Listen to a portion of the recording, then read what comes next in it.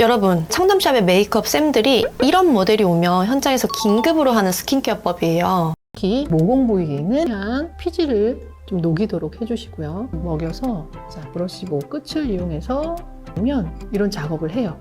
클렌징 오일이랑 이런 브러쉬 있으시죠? 이걸로 쓱쓱 30초만 굴려주세요. 그러면 지우개가 한번 쓱 지나간 것처럼 매끈매끈해져요. 저도 화장품 회사 다니면서 메이크업 아티스트님이 시연을 직접 하는 걸 눈으로 봤는데도 진짜 안 믿기더라고요. 거짓말 같았어요. 콧망울에 하얗게 낀 피지, 블랙헤드, 앞볼 모공이라든지 이런 데 낀 것들 씻을 때 더 도드라지잖아요. 그냥 두면 연필심처럼 콕콕 블랙헤드가 박힐 수 있어요. 30초면 간단하게 해결 가능하니까 제가 바로 제대로 하는 방법 알려드릴게요.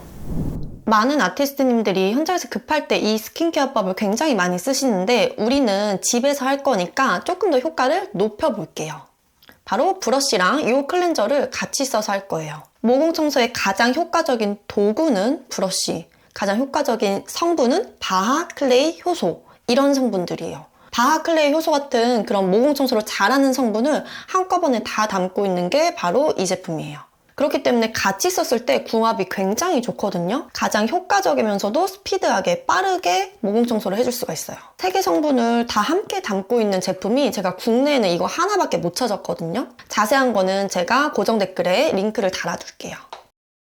가루를 덜어서 물을 묻혀서 거품을 내주세요. 알갱이가 안 느껴질 때까지 거품을 충분히 내주시는 게 피부에 부드럽게 할 수 있어요.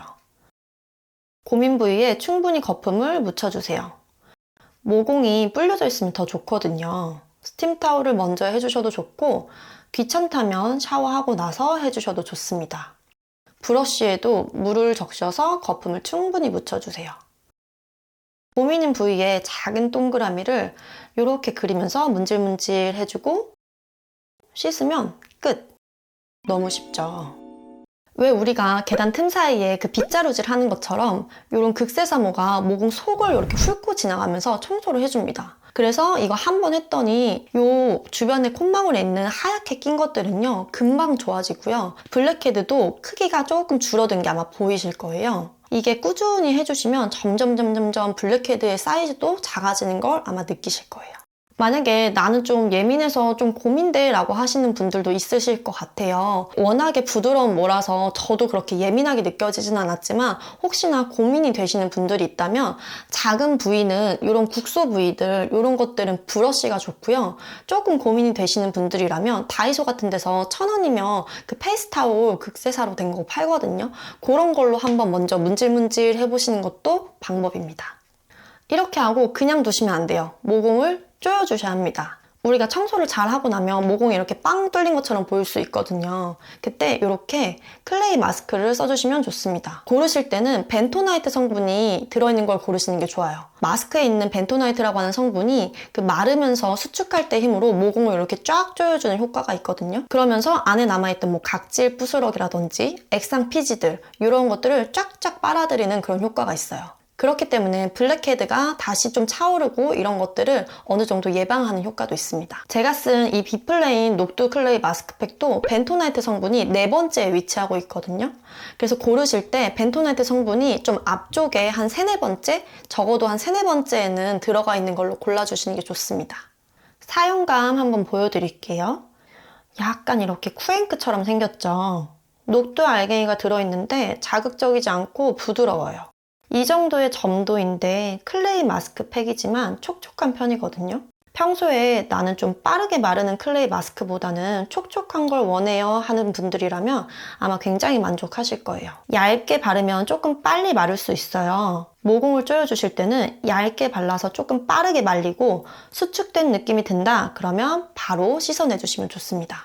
이렇게 씻은 후에 아하나 바하 성분 들어가 있는 그런 필링 패드를 이렇게 꾹꾹 누르듯이 이렇게 꾹꾹 누르듯이 닦아주세요. 만약에 이런 패드가 없다고 하시면 아하나 바하 들어간 그런 토너 같은 거 있죠. 이런 거를 화장솜에 적셔가지고 그런 걸로 꾹꾹 누르듯이 닦아주시면 돼요. 그러면 저희가 아까 전에 그 청소했던 모공 입구 있죠. 거기로 아하나 바하 같은 그런 성분들이 쏙쏙 들어갈 거예요. 그러면 브러쉬로도 닿지 않았던 그런 부분들까지 쏙쏙 들어가면서 더 깊은 모공까지 청소를 해주고 블랙헤드도 다시 한 번 더 예방을 해줄 거예요. 아리얼의 이 토닝 패드를 썼어요. 그냥 이렇게 딱 뽑아가지고 그냥 쓰시면 되고, 제가 얘를 쓴 이유는 파하가 들어있는데 가장 전성분의 맨 앞단에 있는 게 정제수가 아니더라고요. 병풀 추출물이 한 50ppm 정도 들어가 있어서 진정 효과에 굉장히 좋을 것 같아서, 나는 만약에 조금 더 모공 깊은 곳까지 케어를 하고 싶다라고 하시면 아하나 뭐 파하 이런 제품들보다는 바하 성분이 들어간 걸 선택해 주시는 게 조금 더 효과적일 수 있어요. 나머지 스킨케어는 좀 건조하지 않게 수분 위주로 여러 번 레이어링해서 채워줄게요.